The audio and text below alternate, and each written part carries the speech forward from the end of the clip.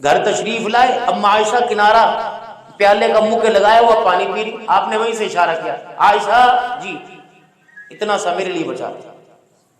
اماں نے چھوڑ دیا اور پیالہ منہ کے لگا کے پیتے، پیار کا انداز بتلایا، پیالہ پکڑا اور کنارے گھمانا چھوڑ دیا۔ یا رسول اللہ کیا کرے؟ عائشہ تیرے ہونٹ کہاں لگے ہوئے؟ یا رسول اللہ، فرمایا عائشہ وہیں منہ لگا کے پیوں گا جہاں سے تو نے منہ لگا کے پانی پیا۔ اب بتاؤ، جس عورت سے، جو عورت نبی کی بیوی بنے، مومنوں کی ماں بنے اور نبی اس سے پیار کرے، اسے اللہ کے سامنے کھڑے ہونے میں کوئی پریشانی ہو سکتی ہے؟ اور کیا فرما رہے؟ اے عائشہ اللہ کی جرح سے بچیو۔ سیدہ عائشہ رضی اللہ تعالی عنہ نے معصومیت سے حضور صلی اللہ علیہ وسلم کے چہرے انور کی طرف نگاہ ڈالی اور کہا یا رسول اللہ وہ کیا ہوتی ہے؟ فرمایا اے عائشہ اللہ کی جرح سے بچیو کا وہ کیا ہوتی ہے؟ کہا فرمایا عائشہ قیامت کا دن ہوگا، ہر کوئی اللہ کے سامنے سے گزارا جائے گا، نبی ولی غوث قطب ابدال بڑے چھوٹے دیندار دنیا دار نیکوکار سارے اللہ کے سامنے سے گزریں گے۔ عائشہ تو بھی اللہ کے سامنے سے گزری گی، جب گزرے گی تو خیال کرنا جس کسی کو اللہ نے گزرتے ہوئے اپنے سامنے کھڑا کر لیا اور اسے کھڑا کر کے پوچھ لیا یہ کام کیوں کیا تھا، قسم ہے اس رب کی جس کے قبضے میں میری جان ہے، جان چھڑانی مشکل ہو جائے گی۔ بات یہاں ختم نہیں ہوئی، اتنا کہہ دیتے مصلی سنبھالنے کے لیے تسبیحات میں پکڑا دیتے۔ پھر آپ نے فرمایا اے عائشہ تو چاہتی ہے کہ جنت میں تو میں اکٹھے چلے جائیں، جنت میں اس حالت کے اندر جائیں کہ تیرا ہاتھ میرے ہاتھ کے اندر ہو؟ ام المومنین سیدہ عائشہ مسکرانے لگ گئی، کہا جی اللہ کے رسول میری یہ چاہت ہے کہ آپ کا ہاتھ میرے ہاتھ میں ہو، جنت میں اکٹھے جائیں۔ فرمایا عائشہ پھر اگر جنت میں میرے ساتھ جانا چاہتی ہے 3 باتوں کا خیال کرنا، یونی کا چاش پڑھیو، اوابین پڑھیو، اشراق کی نماز پڑھیو، یونی کا صبح سے لے کے رات تک مصلی پہ بیٹھی رہیو، یونی کا رمضان المبارک کے علاوہ دوسرے مہینے میں روزے رکھیو۔ آپ نے فرمایا اے عائشہ اگر تو چاہتی ہے جنت میں تو میرے ساتھ رہے تو دنیا کا اتنا سامان بنانا جتنا ایک مسافر کا توشہ دان ہوتا ہے، یعنی 4 کپڑے سادہ سا کھانا اور جتنا زیادہ راہ ہوتا ہے، اے عائشہ اتنا اپنا توشہ دان بنانا۔ آج میرے محترم دوستو بزرگوں، یہ جتنے آپ نے میں نے بکھیڑے اور جبیڑے پار رکھے ہیں، صبح گھر سے نکلے نہ جسم کا ہوش ہے، نہ صحت کا ہوش ہے، نہ کپڑوں کا ہوش ہے۔ جیسے صبح گھر سے نکل کے آئے تھے، رات جب گھر کے اندر جائیں گے، جس گھر والی نے تیار کر کے کپڑے استری کر کر میرے عزیزو آپ کو بنا سوار کے بھیجا تھا، دنیا کمانے کے اندر اتنی حالت رہ جائے گی کہ میرے عزیزو گھر والے بھی پہچاننے سے انکار کریں گے، اور بسا اوقات تو آپ کو برتن کو ہاتھ لگانے، دسترخوان پہ بیٹھنے نہیں دیں گے، کہیں گے چلو پہلے منہ دھو کے آؤ۔ یہ کیا حالت بنا رکھی ہے؟ ایک دن بندہ دنیا کمانے میں، دنیا پانے میں، دنیا سجانے میں لگاوے، جو حالت بنا کے لایا گھر والوں کو اچھی نہیں لگتی، جو 70 سال کے بعد دنیا کما کے خدا کا سامنا کرے گا، یہ حالت بتاؤ پروردگار عالم کو کیسے اچھی لگے گی؟ یا ایھا الذین آمنوا کلوا من طیبات ما رزقناکم، او لوگو جو ایمان لائے ہو پاکیزہ رزق میں سے اللہ نے تمہیں عطا فرمایا، یہ اللہ کی نعمت ہے۔ مکان بنانا، دکان بنانا، کاروبار کرنا، اچھا موبائل لینا، اچھی گاڑی استعمال کرنا، اچھے سے اچھا کھانا، اگر ان سارے کے سارے میرے عزیزوں معاملات کے اندر 5 وقت کی نماز کا سجدہ یاد ہے، حرام حلال کی تمیز یاد ہے، جھوٹ سچ کا پتہ یاد ہے، اچھے برے کا پتہ یاد ہے، اپنے پرائے کی خبر یاد ہے، ان سارے معاملات میں اللہ کا ڈر ہے، تو رب اکبر کی قسم ہے ایسا مکان بنانا، ایسی دکان بنانا، ایسا کھانا، ایسا پہننا، میرے عزیزو اس کے اندر کوئی گناہ نہیں۔ اللہ کہتے ہیں میرا بندہ کلوا من طیبات ما رزقناکم، جو میں نے تجھے اپنے خزانوں سے عطا فرمایا پاکیزہ رزق کھا، اور مجھے میری کبریائی کی قسم ہے جو حلال کما کے لائے گا اگر میں نے پسند کر لیا تو قیامت کے دن اسے حساب سے پاک فرماؤں گا۔ وہ مال جس کو کمانے کے چکر میں انسان اپنے آپ سے تو کیا اپنے رب سے ہی دور ہو جائے، اس کام پر پکڑ ہے، اس کام پہ اللہ کی گرفت ہے۔ اذان کی آواز سنائی دی، مسجد کے دروازے پہ کھڑے ہو کے سجدے سے غافل رہا، فرمایا تو اپنے کاروبار کی خیر منا، اس کاروبار کو تیری زندگی کی زیب و زینت نہیں بناؤں گا، بلکہ اس کاروبار کو تیری زندگی کے اجاڑنے کا سبب بناؤں گا۔ نہ میرے گھر میں نہ سجدے میں جا، نہ رکوع میں جا، میں نے تیرا انتظام کر لیا، ڈالوں گا تجھے روڈ کے اوپر، ٹانگما ٹوٹی ہوگی، لٹاؤں گا تجھے اسپتالوں میں، پھینکوں گا تجھے جیلوں کے پیچھے، نتیجہ کیا نکلے گا؟ اے میرے بندے، ظلم زمین پر کرے، مجھے ناراض عرش بری پر کرے اور مدینے کی موت مانگے، اللہ اکبر، پخانے میں ٹٹی خانے میں مر جائے، یہ بھی بڑی غنیمت سمجھنا۔ اللہ کا اعلان ہے جو خبردار تجھے مدینے کی خوشبو ملے یا نہ ملے، خبردار تجھے مشک و عنبر گلاب کی تن ملے نہ ملے، اپنے لباس میں، اپنے جسم میں، اپنے وجود میں، اپنے معدے میں خبردار حرام کی، سود کی، کسی کے کھانے کی بدبو نہ آنے دینا۔ اللہ اکبر، جب ملک الموت زمین پر تجھے لینے کے لیے آئے گا، تیرا مکان نہیں دیکھے گا، تیری اولاد نہیں دیکھے گا، تیرے اعتکاف کی حالت نہیں دیکھے گا، تیری نماز نہیں دیکھے گا، بلکہ تیرے وجود کے حصوں کو، تیرے جوڑوں کو سونگنا شروع کرے گا۔ اگر ایمان کی، قرآن کی، نماز کی خوشبو آئے گی، پھر تجھے کہے گا تیرا جانا مبارک ہو، ایسے لے کے جائیں گے جیسے گلاب کے پھولوں کو لے کے جاتے ہیں۔ اور اگر تیرے جسم سے نماز کی خوشبو نہ آئی، بدکاری کی، بے حیائی کی، سود کی بو آئی، تو کہیں گے خدا کی لعنت ہو تیرے پر، تیرا جانا نہ مبارک ہو۔ اللہ اکبر، اللہ کا حکم نہ ہوتا میں تجھے ہاتھ ہی نہ لگاتا۔ پھر یوں آسمان کی طرف لے کے جاتا ہے بدکار روح کو، دربار کہتا ہے کس گندی روح کو لے آئے ہو؟ وہ کہتے ہیں اللہ کا باغی ہے، ابھی نیچے پھینکو، اوپر کس لیے سے لے کے آئے؟ اب آپ بتائیں ہم کون سی صف کے اندر قیامت کے دن کھڑے ہوں گے؟ فرمایا اے عائشہ، اگر تو چاہتی ہے جنت میں تو میرے ساتھ رہے، دنیا کا سامان اتنا بنائیو جتنا مسافر کا توشہ دان ہے۔ اے عائشہ، اگر چاہتی ہے جنت کے اندر تو میرے ساتھ رہے تو اپنے آپ کو مالداروں سے دور رکھنا۔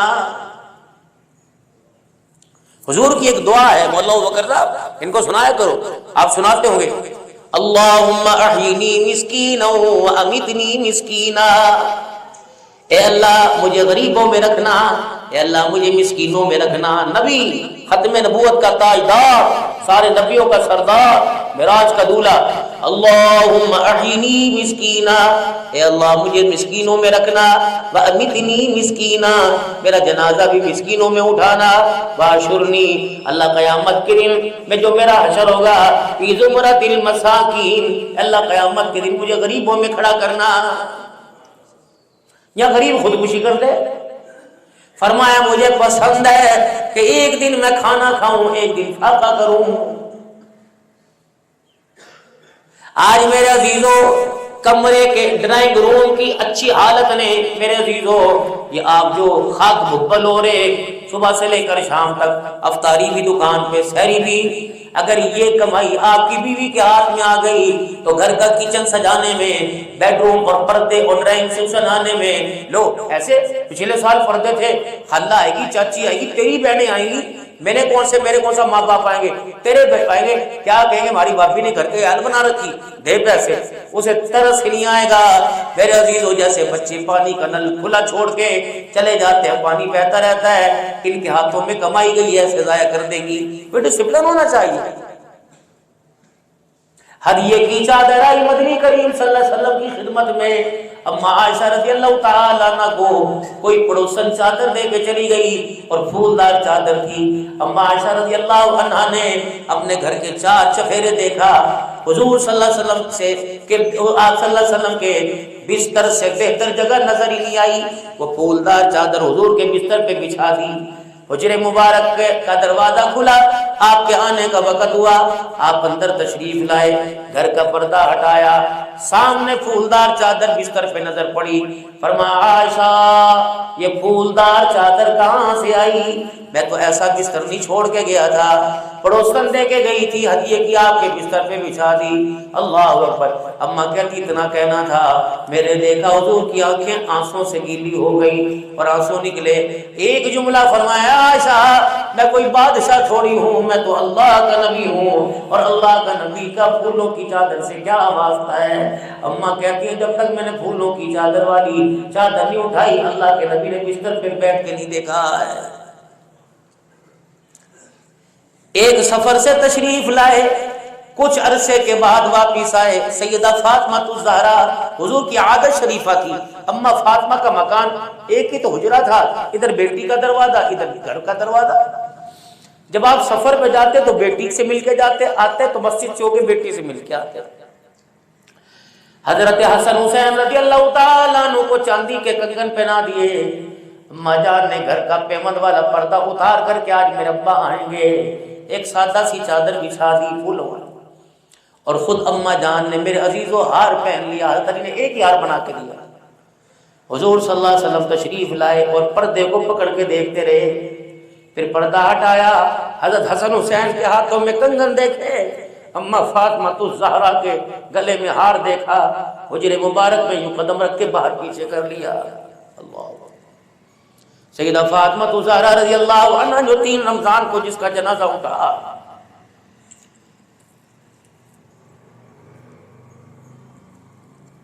ابا کو دیکھے گا، ابا کیا بات ہے؟ فرمایا بیٹی تیرے گھر کی دہلیز کو بھی امیری نے پار کر لیا، اب دنیا کا مال اور اللہ کا نبی ایک جگہ نہیں رہ سکتے، اتنا کا گھر سے واپس چلے۔ صحابہ کہتے ہیں مسجد نبوی میں آ کے بیٹھ گئے، اب دیدہ ہو رہے ہو، روتے جا رہے ہیں، خاموش، کس کی جرت نہیں حضور سے سوال کرے۔ حضرت علی رضی اللہ تعالی عنہ تشریف لائے، سید فاطمہ الزہرا کو روتے دیکھا، کیا ہوا؟ اما فاطمہ نے ہار کھولنے کی اتارنے کی زحمت نہ کی، بلکہ یوں ہار اتار کے پھینک کے حضرت علی کے قدموں میں پھینک دیا۔ حسن حسین کے کنگن اتار دیے اور چھری کوئی کاٹنے والی چیز سے پردے کو پھاڑ دیا۔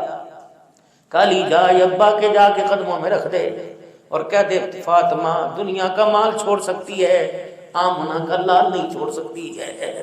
ابا جی گھر تشریف لاؤ، میں نے دنیا کو خیر بات کہہ دیا۔ یہ تربیت کس نے کی تھی؟ سب سے زیادہ مکے کے اندر مالدار عورت سیدہ خدیجہ الکبریٰ تھی۔ حضور صلی اللہ علیہ وسلم تشریف لائے اور آ کر عشاء کی نماز کے بعد گھر کے بیڑے میں آنگن میں کھڑے ہو گئے۔ اے خدیجہ، اللہ کا نبی اور دنیا کا مال ایک جگہ اکٹھے نہیں رہ سکتے، دونوں میں سے فیصلہ کر، ایک کو چھوڑنا پڑے گا، یا دنیا کا مال چھوڑ دے یا آمنہ کا لال چھوڑ دے۔ اما خدیجہ نے ٹھنڈا ہونکا بھرا، جتنی گھر کے اندر دن و دینار سونا چاندی تھا سارا نکالا اور حضور کے قدموں پہ لا کے رکھ دیا کہ کملی والے یہ دنیا کا مال آج اللہ کو گواہ بنا کے خدیجہ نے تیرے قدموں پہ قربان کر دیا۔ آپ صلی اللہ علیہ وسلم آپ دیدہ ہوئے، آنکھوں سے آنسو آئے۔ سیدہ خدیجہ الکبریٰ آگے بڑھی کہ سونے حضور علیہ السلام سے رسی، سونے کا جی کہ میری طرف دیکھنا نہ۔ آپ نے دیکھا خدیجہ کیا کہہ رہی ہے، یا رسول اللہ یہ سر پہ چادر، یہ کرتا، یہ پجامہ، یہ 3 چیزیں میرے پاس رہ گئی، اگر اس کے بارے میں کیا حکم ہے؟ یہ بھی اللہ کے راستے میں دینا ہے۔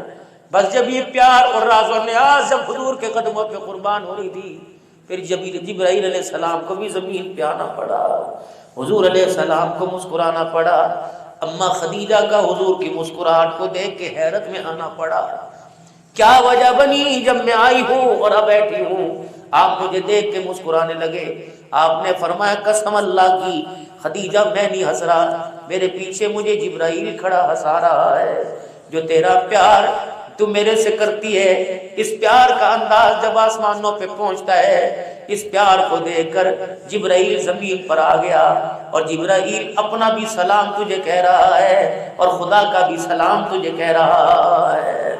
میرے محترم دوستوں بزرگوں، مال کمانا گناہ نہیں، مکان بنانا گناہ نہیں، وہ مکان جس کے بنانے میں خدا ہی بھول جائے، وہ کاروبار جس کے سجانے میں اللہ ہی بھول جائے، اور عزیز اس کی مذمت آئی ہے۔